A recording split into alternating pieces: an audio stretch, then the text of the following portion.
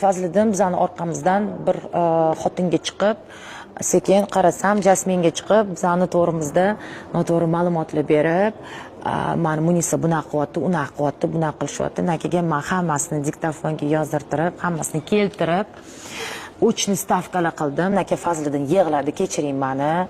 Yoshlik qilib qo'ydim, noto'g'ri informatsiya berdim, lekin men uchun уже bu narsa qiziqmas edi, chunki odam bir marta bunaqa narsa qilsa, ikkinchi marta ham shunaqa narsa qiladi.